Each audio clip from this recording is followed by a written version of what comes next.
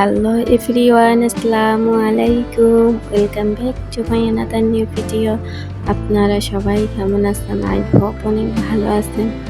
আলহামদুলিল্লাহ, আল্লাহর বিশেষ রহমতে আমরাও কিন্তু অনেক ভালো আছি। এই তো আজকে সেহরি ইফতারের জন্য কি রান্না করব ওগুলি আর কি কুটে বেছে ধুয়ে পরিষ্কার করে দিতেছিলাম। তো সেহরিতে আর কি আমার ভর্তা বাতি বেশি ভালো লাগে। তারপরও ভর্তা ভাত দিয়ে খেতে খুবই ভালো লাগে আমার থেকে। তো আমি কিন্তু সব রান্না জায়গা রান্না করি, হয়তোবা সেটা তরকারি বা জায়গা রান্না করি, সাথে সাথে একটু ভর্তা বা ভাজি থাকতেই হবে। তো আজকে হচ্ছে আমি বেগুন আলু দিয়ে বাটা মাছ রান্না করব আর করলা ভাজি করব। তো এর জন্য সবই কিন্তু আগে আমি কুটে বেছে ধুয়ে পরিষ্কার করে নিতেছিলাম। দেখা যায় যে একবারে কুটে যা যা রান্না করবো আর কি সব যদি একসাথে কুটে নিই, কুটে বেছে রাখলে দেখা যায় পরবর্তীতে ধাপে ধাপে রান্না করতে কোনো ঝামেলাই হয় না, ইজিলি রান্না করা যায়। তো এই বুটগুলো কিন্তু আগে আমি ফ্রিজিং করে রেখে দিয়েছিলাম। যারা হয়তো আমার আগের ভিডিওগুলো দেখছেন তারা হয়তো বা জানেন আমি অনেক কিছু প্রয়োজন করে রেখে দিয়েছিলাম। এতে কিন্তু আমার অনেক সহজই হয়েছে। এখন কিন্তু আমি শুধু নামিয়ে আর কি রান্না করে নিতে পারতাছি। তো এখানে আমি কিন্তু মাছও ভিজিয়ে নিছি, মাছটা পানিতে ভিজিয়ে নিছি। আর এই মাছটা কিন্তু আমি ভালোভাবে লবণ দিয়ে সুন্দর করে পরিষ্কার করে ক্লিন করে নেব। দেখা যায় যে মাছের থেকে অনেকদিন ফ্রিজে থাকলে দেখা যায় যে মাছের থেকে একটা আষ্টে গন্ধ বের হয়। তাছাড়াও আমি সবসময় তাজা মাছ হোক বা ফ্রিজে অনেক দিনে রাখা মাছ হোক, আমি চেষ্টা করি লবণ দিয়ে সুন্দরভাবে পরিষ্কার করে আর কি ধুয়ে নিতে। আর এছাড়া পাঙ্গাস মাছে কিন্তু আমি পাঙ্গাস মাছ যখন আনি এটাকে পরিষ্কার করে ধুয়ে একটু লেবু দিয়ে মাখিয়ে রেখে দিই। তাহলে দেখা যায় যে যখন আমি পাঙ্গাস মাছটা রান্না করি তখন কিন্তু অত গন্ধ বলতে গেলে কি গন্ধ কোনো একটা যে মাছের যে একটা গন্ধ থাকে ওই গন্ধটা থাকে না। তো সবসময় আমি চেষ্টা করি মাছ আনার পরে লবণ দিয়ে সুন্দরভাবে পরিষ্কার করে আর কি ফ্রিজে রেখে দিতে। তারপরে আবার দেখা যায় রান্নার টাইমও কিন্তু আমি লবণ দিয়ে সুন্দরভাবে মাছ পরিষ্কার করে ক্লিন করে নিই। তাহলে কিন্তু মাছের মধ্যে যে একটা আষ্টা গন্ধ থাকে ওটা থাকে না, মাছেতে একটা যে একটা গন্ধ বের হয় ওটা থাকে না। আর ওটা বের হলে কিন্তু দেখা যায় যে তরকারি খেতে আস্তে আস্তে গন্ধ হয় আর কি গন্ধ হয়। এই কারণে কিন্তু দেখা যায় যে তরকারি খাওয়া যায় না।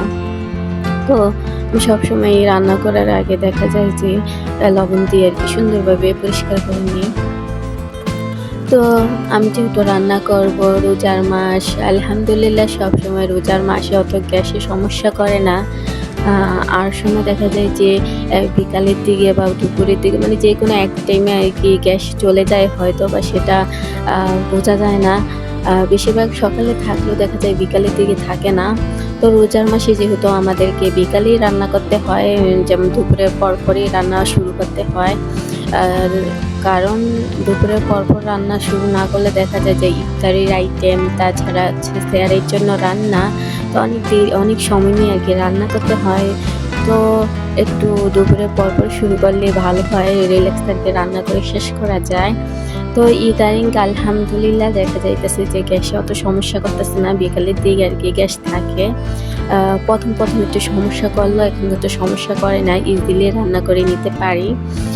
আর তো আপনাদের সাথে কথা বলতে কিন্তু আমি কিন্তু করলা ভাজি, তারপরে হচ্ছে ছোলাগুলো রান্না করে নিতেছিলাম। তারপরে ছোলা রান্না করার আমি কিন্তু এখানে একদিনের জন্য না 2 দিনের জন্য আর কি রান্না করে রেখেছিলাম। কারণ রান্না করে আমি একটু অর্ধেক আর কি ডিপে রেখে দেবো। দুজন মানুষ তো অত বেশি প্রয়োজন হয় না, আমার যতটুকু প্রয়োজন হয় ওটুকু রেখে তারপরে হচ্ছে রেখে দেবো। কারণ অপচয় করা ঠিক না। আর দেখা যায় যে প্রতিদিন ছোলা রান্না করতে করতে একটা বিরক্তি ভাব চলে আসে। তো এই কারণেই আর কি আমি একেবারে 2 দিনের জন্য রান্না করে রেখে দিতেছিলাম।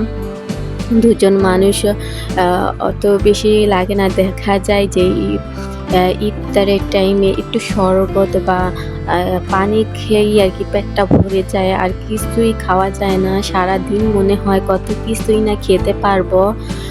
ইফতারের টাইমে দেখা যায় যে ১ গ্লাস পানি খেলেই পেটটা পুরো ভরে যায়। হয়তোবা এটা আল্লাহর রহমতই। দেখা যায় যে ১ গ্লাস পানি নয়তো শরবত খেলেই পেটটা পুরো ভরে যায়, আর কিছুই খাওয়া যায় না। তো আমি সবই আরকি রান্না করি, কিন্তু পরিমাণে খুবই অল্প। যেহেতু ২ জন মানুষ, অত বেশি খাওয়াও যায় না, নষ্ট করাও তো খাবার ঠিক না। তো এই কারণে আমি সবসময় অল্প, অল্প করি। তারপরে দেখা যায় যে মাঝে মধ্যে তরকারি জিনিসটা বেঁচে যায়। তো আর আমার মেয়ে তো এই বাচ্চা মানুষ, হয়তো আর এই তরকারি খেতেও পারে না। তো দেখা যায় যে পরবর্তীতে বা এই তরকারি আর খাওয়া হয় না, তো নষ্ট হয়। তো আমি চেষ্টা করি তরকারি অল্প করেই রান্না করার। শেষ পর্যন্ত দেখা যায় যে একটু না একটু থেকেই যায়। তো একেবারে তো আর মাপ মতো রান্না করা যায় না। তো থেকে গেলে অল্প একটু, পরবর্তীতে দেখা যায় বাকি তরকারিটা আর খাওয়া হয় না। পরবর্তীতে আগে ফালানো হয়। তো আর কি করার? তো অল্প অল্পই করে রান্না করার চেষ্টা করি। তো সারাদিন মনে হয় যেন আ এটা খেতে ইচ্ছে করে, ওটা খেতে ইচ্ছে করে, এত খেতে পারবো।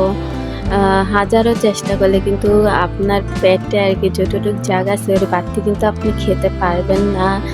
আ কারণ আমরা মনে করি যে সারাদিন রোজা রেখে ৩ বেলাটা আরকি এক বেলাই খেয়ে নেবো, এমনটা মনে হয়। আসলে কিন্তু ওটা কখনোই সম্ভব না। আমাদের পেটে যতটুক জায়গা এর বাড়তি কিন্তু আমরা কখনো খেতে পারবো না। ওই ৩ বেলাটা এক বেলা কখনোই খাওয়া সম্ভব না। তো এই তো আপনাদের সাথে অনেক কথাই বলে ফেললাম। ভুল ত্রুটি হলে ক্ষমার দৃষ্টিতে দেখবেন। তো আপনাদের সাথে কথা বলতে, বলতে কিন্তু আমার রান্না করাও প্রায় শেষ। লাস্টে আরকি আমি একটু বেগুনি ভেজে নেব। তো ভিডিওটা ভালো লাগলে প্লিজ একটা লাইক দিয়ে আমার চ্যানেলটাকে সাবস্ক্রাইব করে আমার নতুন বন্ধু হয়ে আমার পাশেই থেকে যাবেন। আজকে আর ভিডিওটা বড় করতেছি না। আজকের মতো এই পর্যন্তই। নতুন কোনো ভিডিওতে দেখা হবে। আল্লাহ হাফেজ।